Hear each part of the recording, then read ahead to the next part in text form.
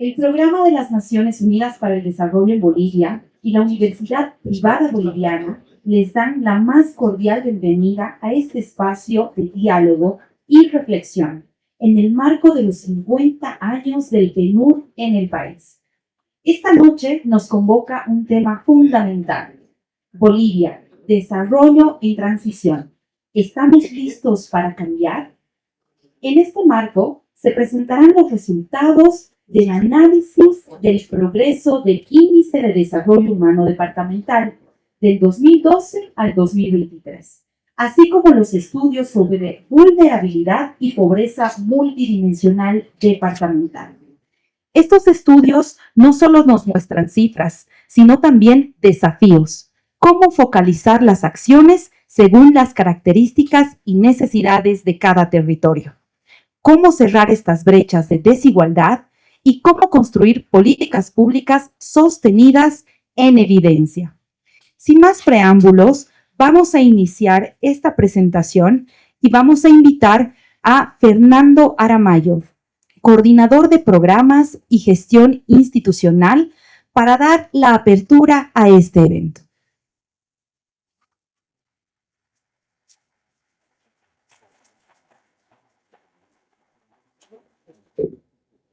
Bueno, muy buenas noches a todas y a todos. Es un verdadero placer poder contar con la presencia de quienes nos acompañan en este espacio que hemos pensado es muy propicio en ocasión de la Feria del Libro para poder dar a conocer algunos de los resultados del trabajo que el Programa de las Naciones Unidas para el Desarrollo viene llevando adelante desde hace algún tiempo. No es un secreto el hecho de que estamos en un tiempo complejo, desafiante, no solamente a nivel de Bolivia, sino también a nivel regional. Justamente en antesala conversábamos con nuestros amables invitados, a quienes quiero dar antes un saludo muy cordial de parte de nuestra gerencia, de parte de nuestro representante residente ad interim, don José Cruz Osorio, a nuestra querida amiga Camil, representante del Banco Mundial, a nuestro aliado y socio Andrés Susín, en representación de la Universidad Privada Boliviana, a todas y a todos quienes están acá presentes. Y me refería en principio a los desafíos que enfrenta no solamente el país, sino también la región, en perspectiva de enfrentar redefiniciones complejas, no solamente en el sentido de la situación de asimetría de poder, los nuevos acomodos de la geopolítica global, el entender esta nueva normalidad en el proceso post-COVID, esto que hemos llamado triple crisis desde la perspectiva de la crisis climática relacionada a los recursos hídricos, a la biodiversidad, sino también estos tiempos de la definición de nuevos ciclos políticos. A esto hemos querido aportar desde el Programa de las Naciones Unidas para el Desarrollo, con estas dos publicaciones que las vamos a obsequiar una vez culminemos este conversatorio, que no hacen sino reflejar algo que hemos venido trabajando en el PNUD desde hace algún tiempo, y es cómo podemos aportar al debate público, a la generación de políticas públicas, desde una perspectiva que innove no solamente en las métricas, sino en los espacios de intercambio y que nos permita identificar nuevos cursos, nuevos contenidos, nuevas reflexiones para poder entender y luego acordar cuáles son esas trayectorias para recuperar este camino ambicioso hacia el desarrollo, sobre todo en perspectiva de beneficiar a quienes más lo necesitan. Vamos a compartir el día de hoy un conjunto de contenidos de la mano de nuestros panelistas. Antes vamos a compartir con ustedes algunos resultados que vienen a dar fe de estas reflexiones que estoy planteando, aprovechando innovaciones en el conocimiento que nos están permitiendo ahora trabajar la perspectiva de las métricas multidimensionales. Hasta hace algún tiempo nuestro enfoque sectorial, territorial, nos limitaba en la posibilidad de poder ver fenómenos como los de la pobreza, los del desarrollo, una perspectiva más bien multidimensional, y esta es la entrega, este es el aporte que el Programa de las Naciones Unidas para el Desarrollo desea hacer el día de hoy. Si podemos poner la presentación. Este va a ser un poquito el marco del trabajo. Vamos a tener ahora unas palabras de nuestros socios, ahí de Andrés. Le vamos a pedir a Nájera que introduzca a nuestro querido amigo Andrés Susín, y a continuación vamos a entrar de lleno a la discusión de los contenidos en este evento, al que nuevamente nos sentimos muy honradas y honrados de contar con su presencia. Gracias. Agradecemos las palabras de Fernando para empezar este evento y a continuación vamos a ceder la palabra al vicedecano de posgrado de La Paz de la Universidad Privada Boliviana, Andrés Usín, quien nos acompaña con un mensaje de bienvenida. Muchas gracias y muy buenas noches a todas y todos, especialmente Camille Numa, representante residente del Banco Mundial en Bolivia, Fernando Aramayo, oficial a cargo del PNUD en Bolivia, Mileco Campo, economista e investigadora del PNUD Bolivia, y a Tim Painter, que es Paz, representante del PNUD en Bolivia. Quiero saludar a todos los invitados especiales y a todos los que se han dado tiempo para esta presentación del PNUD, de este trabajo del PNUD en Bolivia.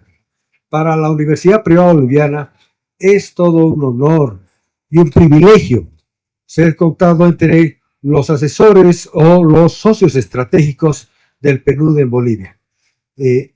La Universidad Privada Boliviana está enmarcada en generar cuadros nuevos de investigadores, de profesores, pero además de generar programas visionarios que estén al borde del conocimiento mundial para poder empujar con esta información, con este conocimiento que generan instituciones como el PNUD, poder impulsar nuevas políticas públicas, nuevas tendencias en el diseño, en el ajuste de nuevas políticas que permitan tomar cursos de acción en nuestra sociedad y generar un futuro mejor para todos.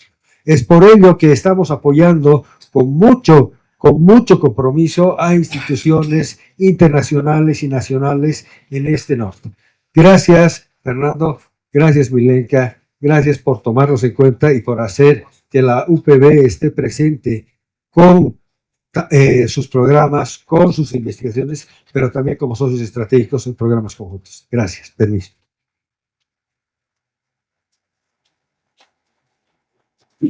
Muchas gracias, Andrés, por tu mensaje y las palabras. Enseguida vamos a invitar nuevamente a Fernando, quien nos va a presentar los principales hallazgos de las investigaciones sobre desarrollo humano, vulnerabilidad y pobreza multidimensional, que nos permitirán comprender mejor la evolución de estos indicadores en Bolivia durante la última década y sus implicaciones para la política pública. Antes de empezar esta presentación, invitar a Fernando, y así nuestros colegas pueden poner la presentación en la pantalla que tenemos. Quiero comentarles que Fernando es economista con más de 20 años de experiencia en organismos internacionales y en ONGs de América Latina, Medio Oriente y África. Ha liderado programas y asesorado en temas de transformación de conflictos, diálogo, negociación, gestión pública y fortalecimiento institucional. Su trayectoria incluye una sólida experiencia en negociación política con asesores sociales y la elaboración de políticas públicas desde un enfoque técnico y participativo. Con esta bienvenida, por favor, Fernando, a subir a la palestra, a que nuestras colegas pongan la presentación en la pantalla de televisión y arrancamos con este mensaje. Bueno, esta noche me voy a poner varios sombreros. Ya estuvo. Era para que despierten un poquito. Bueno, en realidad he cometido una omisión, dos omisiones, en verdad. Un saludo muy particular a nuestra coordinadora residente de Naciones Unidas en Bolivia. Ella está dando brincos por diferentes salas, porque también Naciones Unidas, celebrando sus 80 años, está presente en esta Feria del Libro, no solamente esta noche dedicada al programa de las Naciones Unidas para el Desarrollo. Es un verdadero placer tener a Tim acá. Él es un Paz, coordinador presidente en Bolivia. Tim, por favor, es un gusto tenerte acá. Él ha tenido su primera misión acá en los 60 en Bolivia.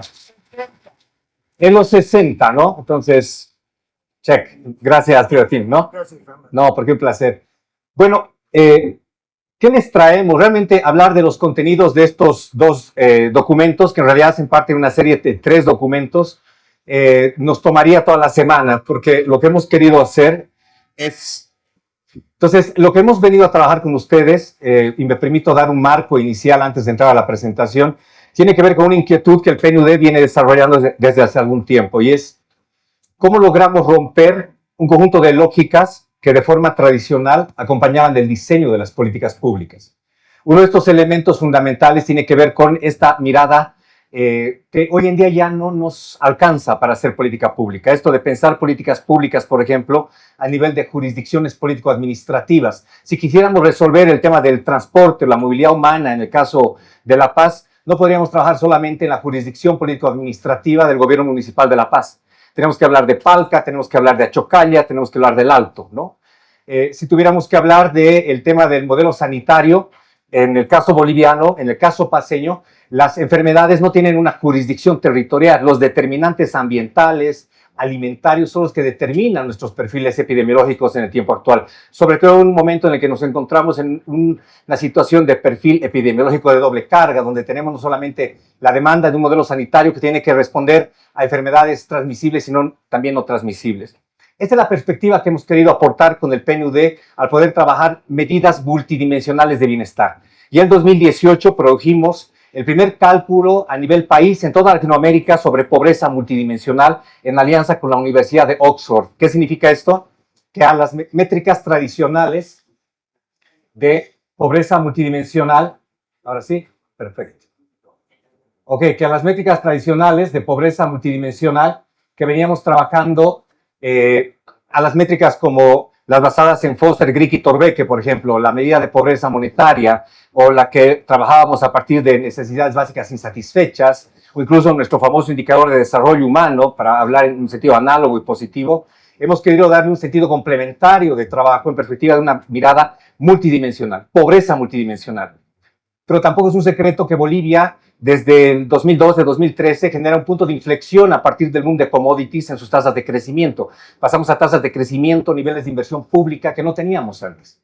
Y esto nos planteó el hecho de que se genera un porcentaje elevado de población que sale de la situación de pobreza moderada y se inscribe en situación de pobreza, de población de ingreso medio.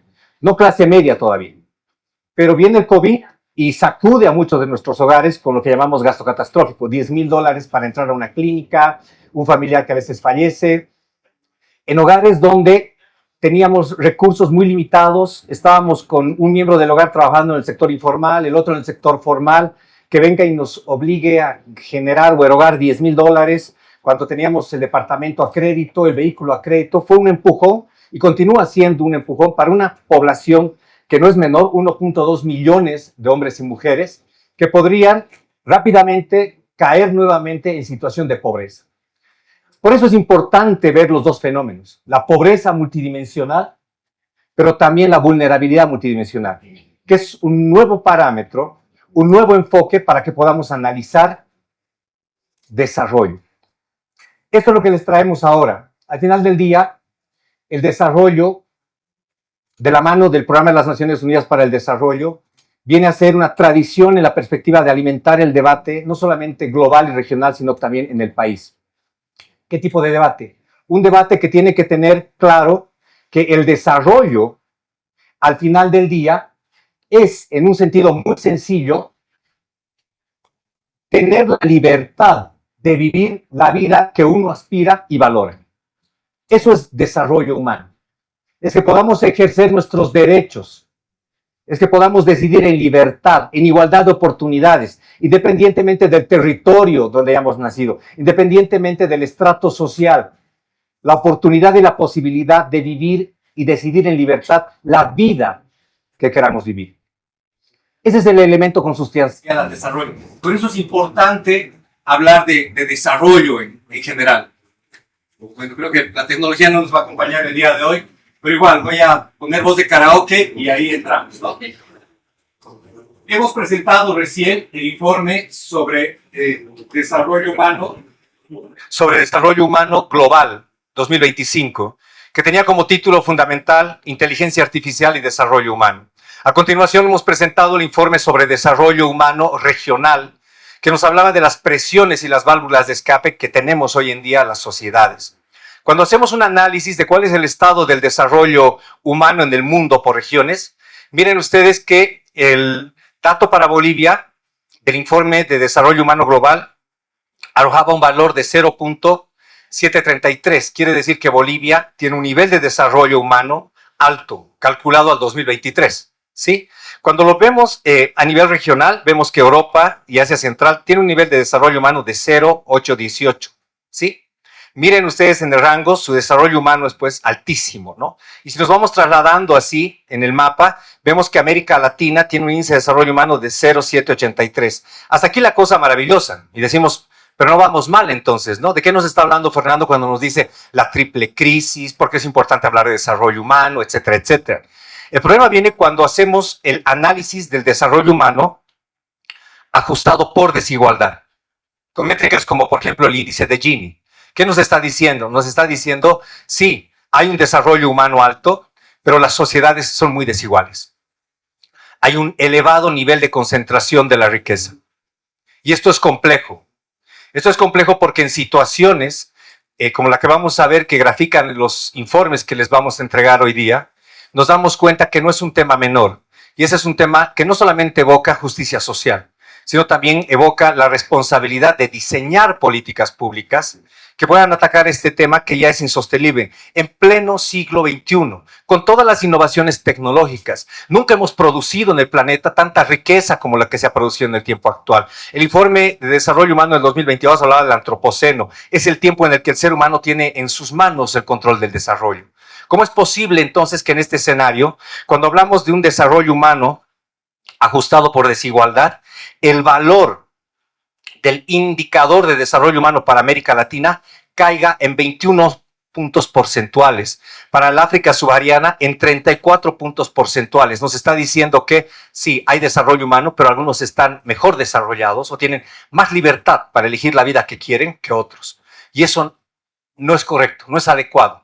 Pero no solamente no correcto ni adecuado, sino que tiene un conjunto de dimensiones que vamos a analizar rápidamente.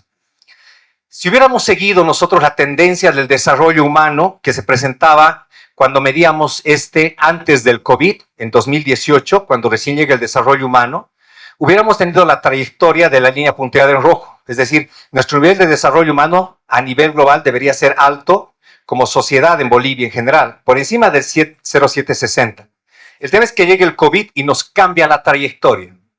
El COVID nos ha sacado de la trayectoria. Esa era nuestra tendencia. El COVID nos movió la trayectoria y nos dijo, no, ustedes sí han recuperado niveles de desarrollo humano con las transferencias público-privadas, con un montón de políticas que se han dado, pero la nueva trayectoria es esta, la línea punteada en azul, 0,728. Quiere decir que hemos salido de esa trayectoria que nos podía haber permitido recuperar un escenario auspicioso luego del COVID, luego de esta impronta que ha generado el COVID, que no teníamos calculada en ninguno de nuestros contextos. ¿Qué nos está diciendo esto? Primer dato, no podemos pensar en volver a la normalidad pre-COVID. Esa normalidad igual, era una normalidad de pobreza, de desigualdad, ¿sí? Era una situación igual de precaria condición de oportunidad para poder realizar en libertad esa aspiración de la vida que queremos lograr. Es decir, la primera tarea que nos está mostrando este indicador es que necesitamos volver a la trayectoria, al menos anterior, si no mejorarla. Este análisis es el que hemos venido desarrollando en el PNUD y a partir de datos preliminares del censo y también de la encuesta permanente de hogares, hemos hecho un análisis y un cálculo del desarrollo humano en Bolivia. Y lo hemos hecho a nivel departamental. Vean ustedes, en Potosí, en Chuquisaca, un IDH medio. Y en las otras ciudades un IDH alto. Nos está diciendo que el indicador de desarrollo humano ya está mostrando niveles de desigualdad entre los departamentos. Este ya es un primer aspecto de desigualdad territorial, regional, que tiene que ver con oportunidades de trabajo, educativas, sanitarias, pero también con un elemento fundamental, altos niveles de población que están en una situación de vulnerabilidad y que frente a un soplido de realidad, un shock tipo COVID, perder el empleo, salir incluso del mercado laboral informal, podrían disminuir sus aspiraciones de desarrollo y salir a una situación de mayor precariedad. Hemos hecho el análisis para poder ver, y voy a acelerarme en esto para poder entrar rápidamente a la discusión en panel, de cuál es la situación de pobreza moderada, pobreza extrema según estrato de ingreso. Hemos hecho este análisis para el periodo 2000-2023. Ustedes vean que lo que ha logrado Bolivia con el boom de commodities, que se va desacelerando a partir del 2013-2014, porque ahí empezamos a tener la desaceleración de las tasas de crecimiento, es un gran porcentaje de la población que sale de pobreza moderada e ingresa a una situación de hogar de ingreso medio. Es diferente a ser clase media, ¿sí? Pero cuando llegue el COVID, esos hogares que, como graficaba antes, tenían un pie de tal vez el esposo en el mercado laboral informal, la esposa en el mercado laboral formal, habían sacado un crédito para el departamento, habían sacado un crédito para el vehículo, etcétera, etcétera.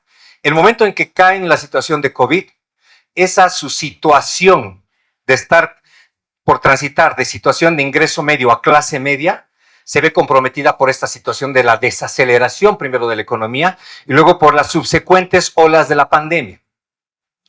¿Se acuerdan de la pandemia? Primero trabajas, te quedas en casa, el Estado te sigue pagando o te siguen pagando el salario. La segunda ola, te reducimos el salario. La tercera ola, te quedas sin trabajo, gastas tus ahorros. La cuarta ola, ve cómo te las arreglas. Todos estos elementos lo que han ido demostrando es que ese proceso de ganancia social, que podríamos decir que ha venido con el boom de commodities, un país que en la década de los 90 tenía 600 millones de dólares para inversión pública, de los cuales el 60% venía de la cooperación, y pasa de pronto a tener una disponibilidad en 2014-15, si ustedes ven acá los datos, y más adelante van a verlos con más claridad, de una disponibilidad de casi 5.200 millones de dólares para inversión pública. Es un país que pone freno de mano y desacelera y empieza a devolver a situación de pobreza moderada, a situación de vulnerabilidad y pobreza extrema a un porcentaje elevado de la población. La alerta acá es qué pasa si no hacemos nada. Y si no hacemos nada, puede ser que hacia el 2030 podamos haber hecho que crezca la pobreza extrema entre 12 y 13%. Es decir, que hayamos devuelto a 100.000 o 200.000 personas adicionales a la situación de pobreza extrema. Este no es un tema menor porque lo que nos está diciendo es que tenemos que actuar inmediatamente precisamente en cambiar esta trayectoria, que es a la que nos estamos peligrosamente acercando en un sentido de consolidación de desigualdades, de menor desarrollo humano. Nos estamos acercando peligrosamente entonces a un contexto en el que, miren, este boom de recursos para la inversión pública que teníamos en el periodo 2012-2018, que ahora ha bajado sustantivamente en una situación de desigualdad, nos está coartando la posibilidad de entender que podemos tener escenarios donde logremos equidad, donde podamos enfrentar desafíos que no son menores. Y un desafío que no es menor, que es fundamental, nos está hablando de esta tasa de crecimiento moderada con una trayectoria descendente, que según datos de organismos internacionales, en el mejor de los casos, nos permitiría prever un crecimiento del 1.1% del Producto Interno Bruto. Nos está diciendo que una situación como la que tenemos ahora, donde el mercado laboral informal, según datos oficiales, está alrededor del 70%. La OIT nos ha dicho a finales de 2023 que el mercado laboral informal es del 83%. Nuestra estimación como PNUD de la economía informal es del 86%. Es difícil incluso a esa población hablarle hoy día de democracia. Los resultados del censo nos han hablado de un bono demográfico complejo. 45% del padrón electoral en Santa Cruz es joven, está en este estrato joven. ¿Cómo les podemos hablar a los jóvenes de días mejores hacia adelante, de aportar a la democracia y fortalecer la democracia cuando están condenados a un escenario de mercado laboral informal, de desigualdad, de salida de cerebros? Esas son las tareas que nos está convocando el conjunto de contenidos que nosotros queremos entregarles a todas y a todos ustedes el día de hoy. Son libros, son estudios donde van a poder verificar ustedes desde el análisis de las vulnerabilidades multidimensionales que en Bolivia tenemos que actuar rápidamente sobre los medios y estándares de vida, que los principales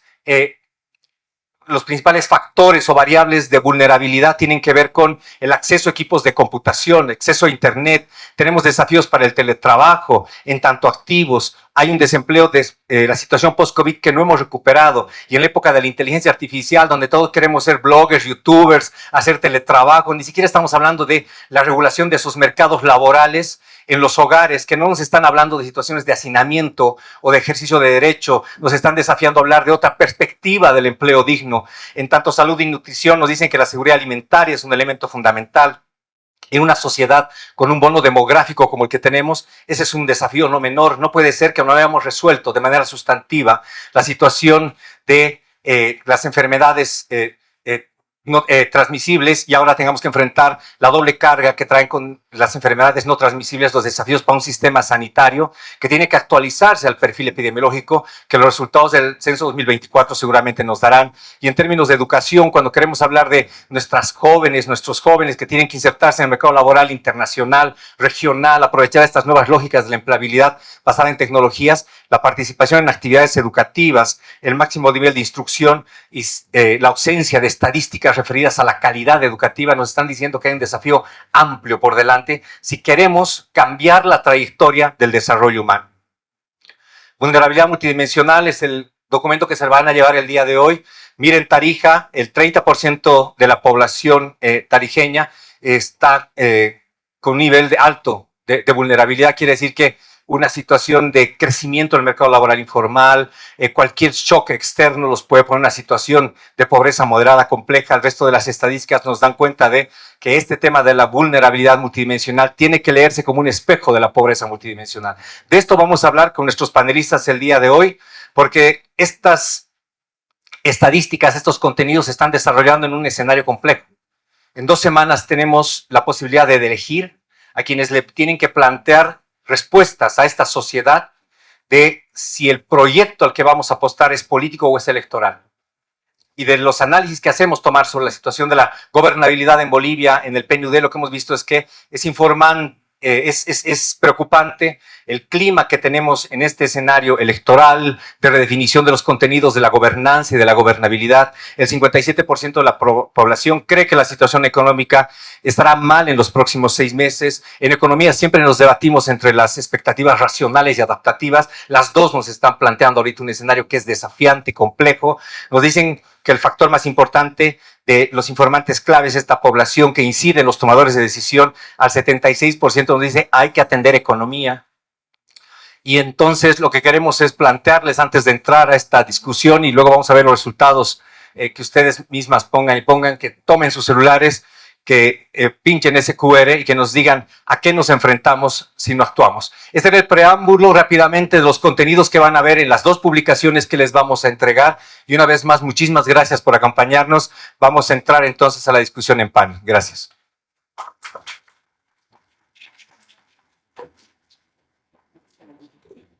Muchas gracias, Fernando, por esta presentación y la disertación.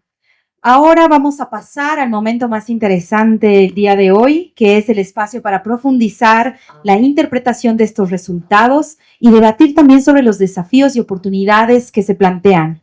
Esta noche nos van a acompañar en este conversatorio la señora Camille Nuaman, espero haber dicho bien el apellido, representante del Grupo del Banco Mundial en Bolivia.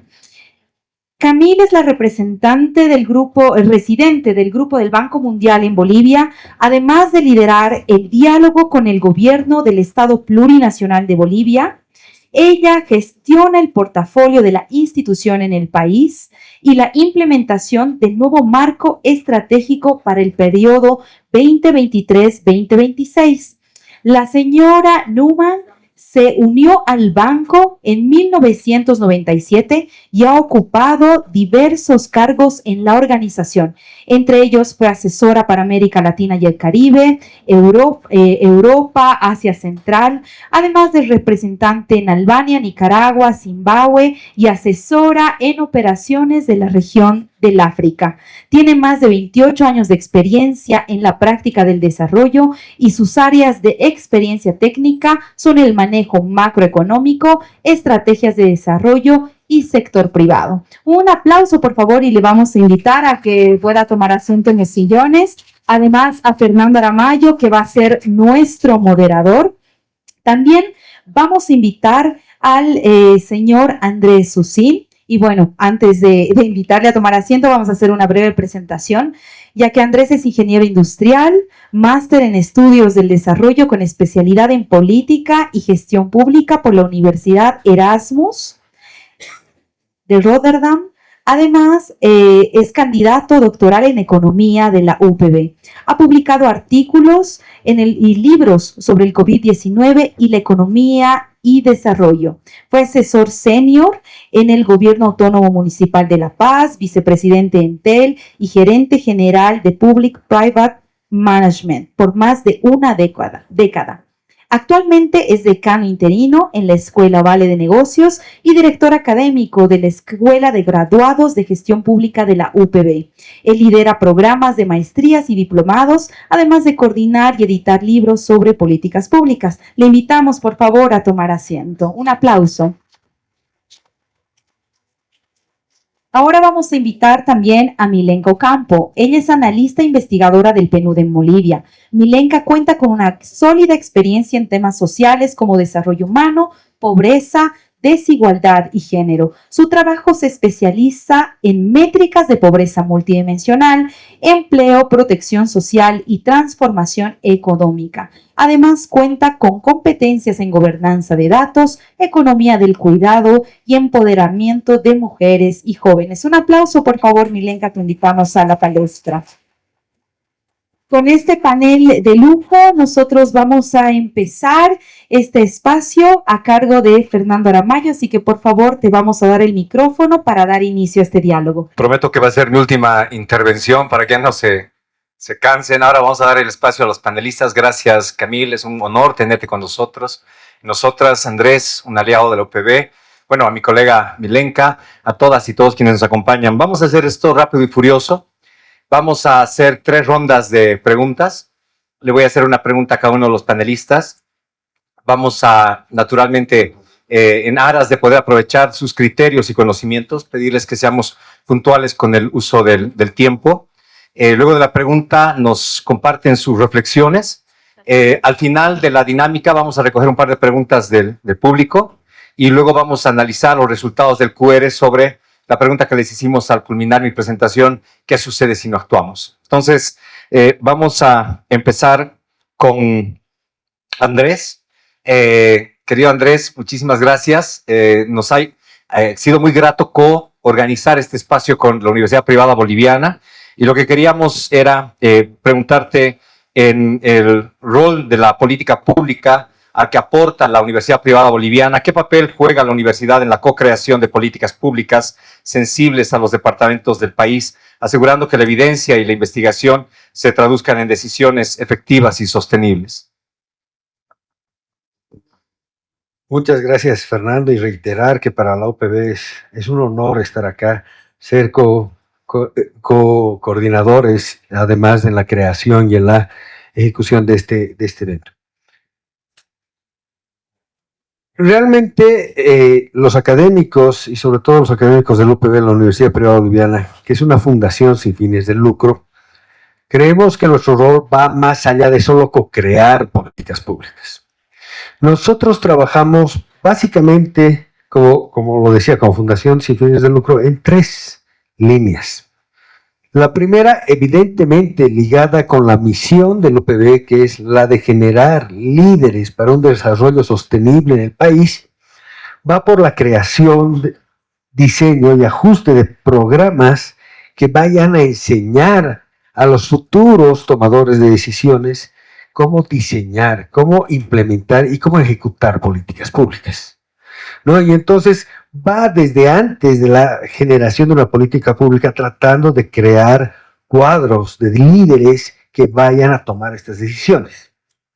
Por otro lado, también nos sentimos obligados en participar, en impulsar eventos donde se divulguen, donde se puedan socializar tanto estudios como datos, como este evento, que puedan dar herramientas a los tomadores de decisiones, que puedan dar evidencia a aquellos que van a diseñar estas políticas públicas, a aquellos que van a ajustar estas políticas públicas, para que lo hagan no de acuerdo a una intuición o un buen criterio, sino de acuerdo a evidencia. Finalmente, nosotros impulsamos la creación de conocimiento. Somos la universidad que proporcionalmente, porque somos pequeños, ha generado en los últimos años más papers científicos evaluando políticas públicas, evaluando fenómenos económicos, incluyendo el COVID, incluyendo el desarrollo, ¿no? Y lo que buscamos es precisamente esto, es que las ciencias económicas y sociales en las ciencias económicas y sociales se tomen decisiones en base a evidencia, se tome en base decisiones, se generen, se diseñen políticas públicas que tengan un norte claro de cambio en la sociedad, que sean un curso de acción de nuestras autoridades políticas, civiles, de ONGs, de empresas, de organizaciones, que sean un curso de acción claro para generar causalidad, para generar cambios con claridad en la sociedad.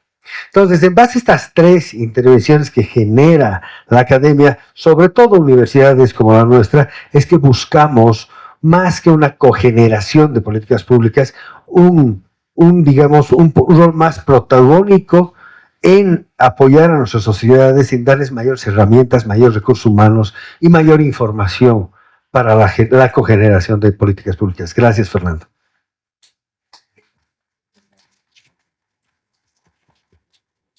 Pasamos a mi colega Milenka.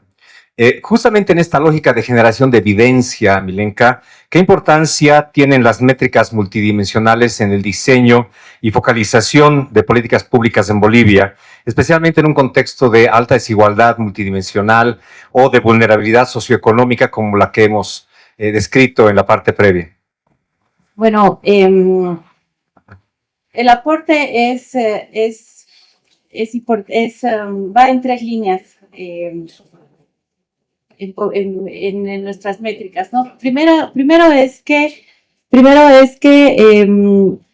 desafía lo que nosotros venimos midiendo como pobreza por ingresos, ¿no?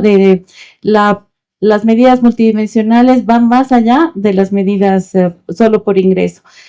Y esto en dimensiones que nosotros ya habíamos visto en la presentación, en educación, temas de calidad educativa, en salud, temas de acceso y calidad en salud, acceso a servicios, agua, saneamiento, temas como el acceso y uso a Internet, que ahora se ha vuelto un servicio básico.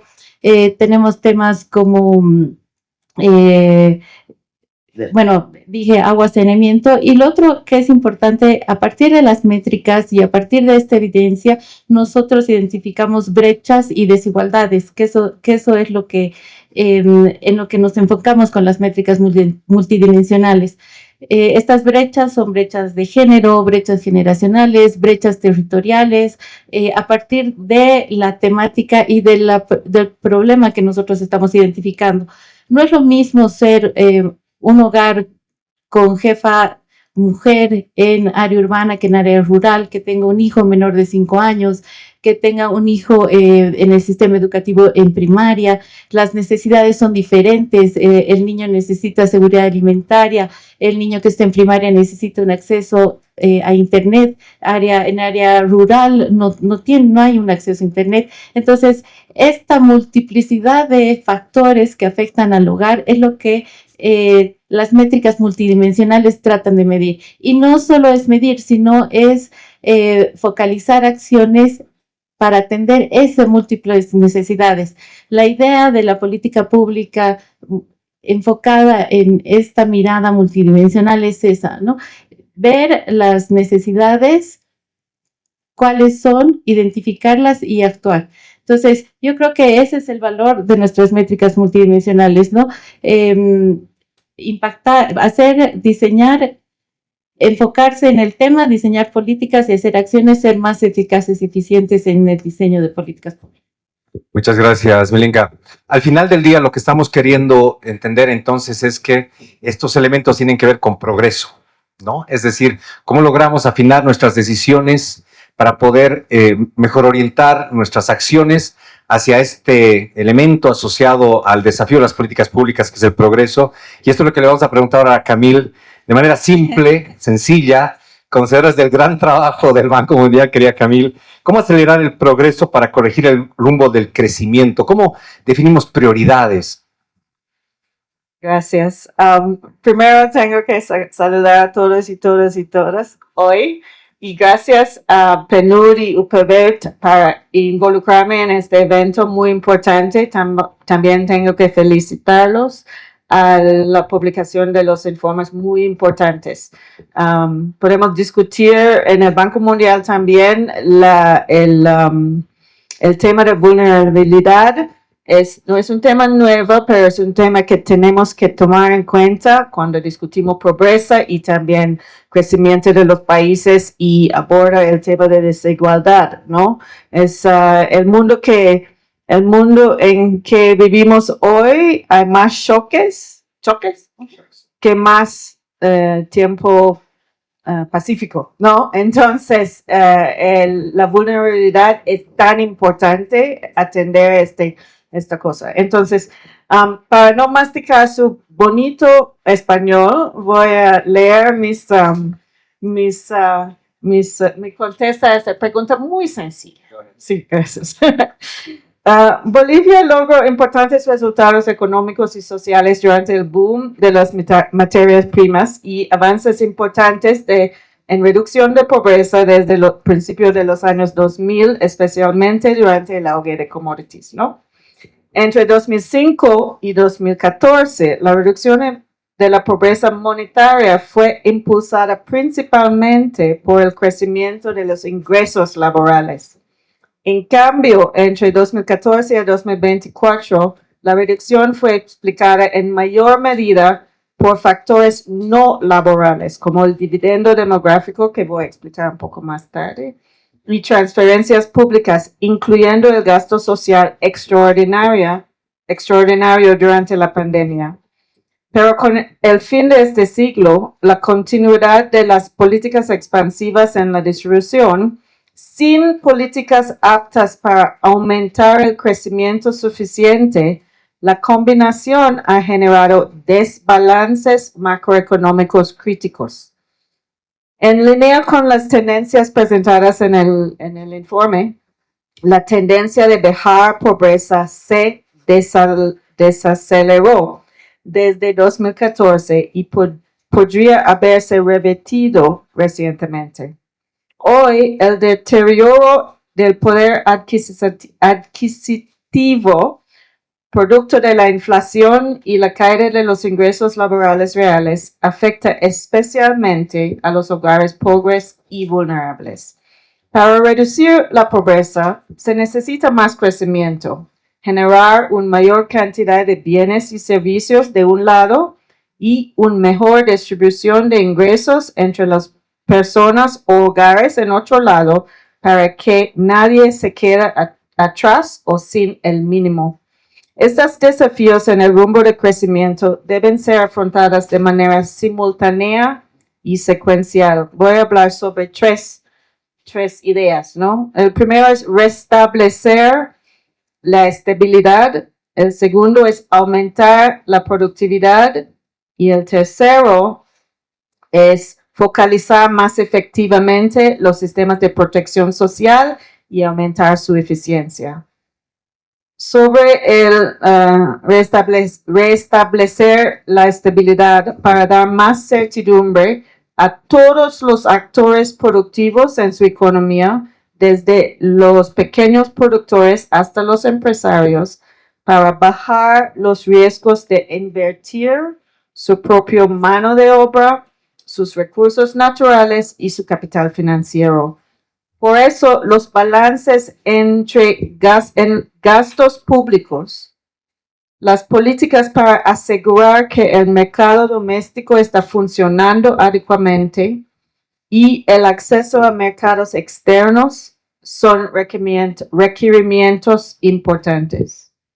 Potenciar el crecimiento por aumentar la productividad en el uso de recursos, mano de obra, recursos naturales y financieros, para crear bienes y servicios y los ingresos reales de ambos productores y empleados y obradores, ¿no? Solo la mano de obra. Bolivia está en el momento lo que llamamos un dividendo demográfico, con la disminución gradual de la fecundidad, como vemos en la mayoría de los países en el mundo hoy en día. llega un momento en el que hay una mayor proporción de la población en edad de trabajar. Bolivia se encuentra en este momento ahora al mismo tiempo que esta población de edad de trabajar está más educada y tiene mejores indicadores sociales que los anteriores. Pero este dividendo suele ser temporal, por lo que muchas economías están ansiosas por garantizar que este capital humano sea lo más productivo posible para que generar recursos y ahorros para cuando envejezcan. El funcionamiento del mercado laboral es clave. Aunque Bolivia presenta altas tasas de participación laboral, muchos de los empleos son de baja calidad, no generan ingresos suficientes, ni proveen una protección efectiva. La precariedad laboral afecta sobre todo a muchas personas. Vamos a continuar. Para mejorar la situación, es fundamental modernizar la regulación laboral, extender a cubrir todos los tipos de empleo con las protecciones que se puede ofrecer todos los tipos de empleadores y cerrar las brechas para que el sector público pueda pagar. Esto puede promover la formalización y el mejoramiento del tipo de empleo y la calidad. Y el segundo es fortalecer las habilidades de los trabajadores para que sus capacidades estén mejor conectadas a las necesidades del sector productivo. Sobre los recursos naturales no tengo que decir nada a esta audiencia. Entonces, solamente hay unos que no son renovables y otros que hay que cuidar. Sobre los recursos financieros, existe la percepción de que la reducción de la pobreza puede lograrse en gran medida mediante un gasto fiscal redistributivo, en el que el gobierno cobre una parte de la economía y la distribuye a otras. Eso es parte de la reducción de pobreza, pero si no se asegura que tener también un crecimiento económico constante y estable, el bote simplemente se reduce y los conflictos sobre los recursos aumentan. Si el gobierno asume demasiada responsabilidad en ambas producción y redistribución sin ocuparse de agilizar otras fuentes de crecimiento, es como inundar el motor de su automóvil con combustible sin asegurarse que todas las partes que convierten este combustible en propulsión hacia adelante estén funcionando. ¿Qué sucede? El coche se detiene. En términos financieros, Bolivia necesita reequilibrar varias palancas en su economía, afinar un poco su motor, hacer que vuelva a funcionar para que el automóvil pueda avanzar y acelerar. Muchas gracias, Camil. En aras del uso del tiempo, porque tenemos luego la sala para otro tipo de evento, vamos a pedirles que vayamos un poquito más rápido a nuestros siguientes panelistas. Andrés, a la yugular directamente, ¿cuáles son estos desafíos y oportunidades para fortalecer la capacidad de análisis e investigación en nuestros profesionales? Tú hablabas de estas 3 áreas en las que trabaja la universidad. Si tuvieras que plantearnos en un titular y nos dijeras, esto es lo que hay que priorizar, con toda la trayectoria que tiene la UPB y ese renombre que tiene, ¿qué nos dirías? Gracias, Fernando. Voy a tratar de ir a yugular, pero siempre hay que dar algo de contexto. A pesar de que nosotros vivimos en el país, es importante tomar en cuenta que estamos viviendo las consecuencias de lo que se llamaría una tormenta perfecta, ¿no? No hay que olvidar que antes de la pandemia tuvimos una de las crisis políticas más profundas de las últimas décadas. Crisis política y social que no se ha superado y que le estamos viendo ahora en estas elecciones, que han torpedeado nuestra economía hasta el punto en el que estamos, ¿no? Bajo este contexto, la UPB tiene el desafío de seguir generando recursos humanos de primera calidad. Seguir innovando en programas que vayan acorde al movimiento de las fronteras del conocimiento actual. Pero además hacerlos alcanzables, hacerlos viables para la mayor parte de los líderes en formación del país. Tanto en programas empresariales como en programas que son parte de nuestra escuela de grados de gestión pública. Programas como la maestría en gestión pública y gobierno, programas como en diplomados en políticas y estrategias para entidades públicas o instituciones, etcétera, etcétera.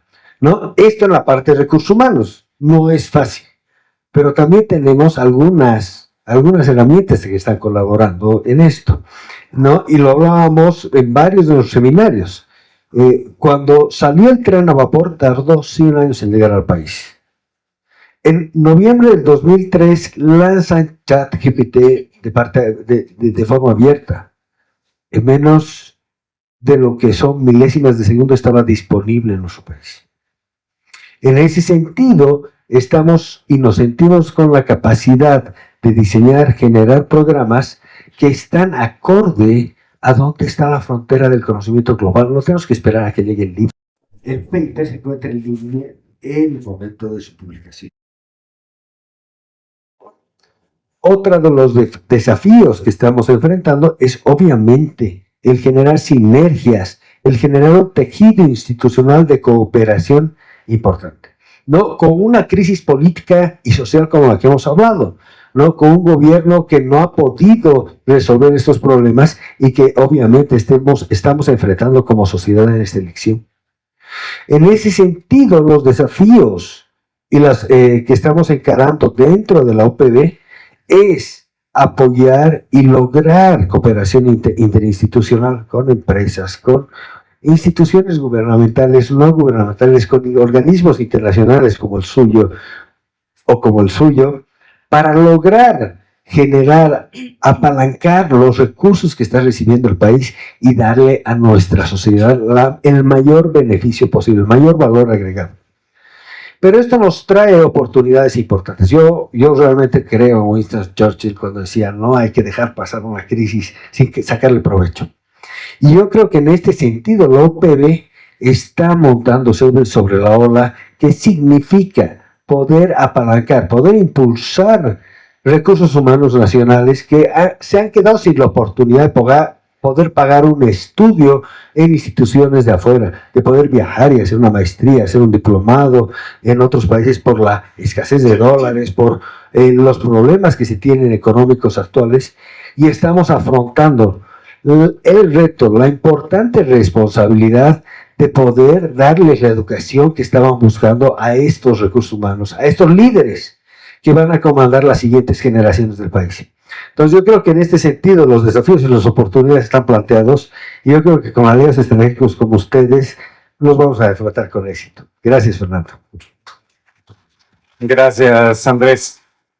Bueno, nos están dando casi la ruta a trabajar y creo que el gran titular de lo que nos planteaba Camil, lo que nos estaba planteando Andrés es, nos lleva una pregunta ineludible. ¿Cuáles son los factores habilitantes, Milenka, técnicos, institucionales? Porque claro, aumentar productividad, hablar de protección social, adaptativa, resiliente, formar recurso humano, reconocer que esos son tiempos también que pueden representar oportunidades, nos desafían a entender que necesitamos factores habilitantes, desde la protección social, lo decía Camil, incremento de la productividad, nuevos accesos a mercados, recursos humanos que puedan quedarse in-house, etcétera. ¿Qué nos puedes decir, Milenka, sobre factores habilitantes, institucionales, técnicos, sociales? Adelante, por favor. A ver, así, veloz por el tiempo. Entre los factores técnicos, nosotros creemos y es importante tener un sistema integral de protección social. ¿Y eso qué es necesita? Para acceder a un sistema de protección social integral necesitamos información, necesitamos un registro de dónde están los pobres, quiénes son los pobres, identificarlos y hacer como un mapeo de estas necesidades que hablábamos en la presentación y que presentaba anteriormente. Entonces, necesitamos registros, pero también necesitamos información, necesitamos tener la información desagregada a nivel hogar, tal vez muy específica, pero es importante saber dónde están estas necesidades. Y bueno, el censo yo creo que es una oportunidad que tenemos y que tendríamos que aprovechar para tener este sistema de información. Lo otro que es importante es incorporar en estas decisiones, en estas políticas, avanzar en la identificación de desafíos a la cooperación, a las universidades, a los públicos, a los privados, a la sociedad civil. Tener estos espacios de discusión es importante para plantear ideas, desafíos y salidas también. Gracias, Milenka. Bueno, un tema que sale de manera reiterativa es protección social, porque ajuste económico en todas las líneas que nos va planteando el debate actual, al que hacía referencia también Andrés, nos está planteando la necesidad de hablar de protección social. Y nos había mencionado Camil, profundicemos en esto. ¿Qué experiencias nos puedes comentar, querida Camil, que a nivel regional y en un sentido innovador, el Banco Mundial ha ido trabajando en términos de promoción y protección social? Así, igual, a título de vuelo de pájaro, los titulares que tú dirías, acá tenemos que generar el benchmarking, de acá podemos sacar un poco de aprendizajes, porque en estos tiempos de la era del conocimiento, la inteligencia artificial, también podemos acelerar curvas de aprendizaje y retomar estas experiencias para poder encontrar atajos en algún sentido para dar respuesta a esta situación. ¿Cuántos días tengo? Tengo. No, gracias. El tema de protección social es a la corazón del Banco Mundial, ¿no? Entonces, solamente para decir, sistemas de protección sociales de nuestro lado tiene 3 partes, ¿no? Uno es asistencia técnica a los más vulnerables, otro es protección social para apoyar a las familias que es más pobres, aumentar sus habilidades de involucrarse en el mercado, y otro es protección social en caso de choques individuales y del país, ¿no? Entonces, todas estas partes se necesitan en un país para reducir la pobreza y la vulnerabilidad. Y en América Latina es uno de los lugares que se nació esas nuevas ideas de protección social. Entonces voy a explicar 4 programas muy rápidamente para decir, ustedes van a entender cómo se aplica a Bolivia, ¿no? Orgánicamente. Entonces, México es la cuña de, ¿cómo se dice? Transferencias condicionarios. Hay un programa, nació, no sé, hace 25 años, y ahorita ha beneficiado a casi 6 millones de familias y se ha replicado en 52 países en el mundo. Ese programa tiene una serie de fortalezas que han sido muy importantes. Uno es la población a cual se dirige es muy bien definida. Tiene mecanismos claros y transparencias para priorizar. En vez de tener, por ejemplo, como Bolivia tiene bloques, transferencias bloques, ¿no? Eso es un poquito más eficiente.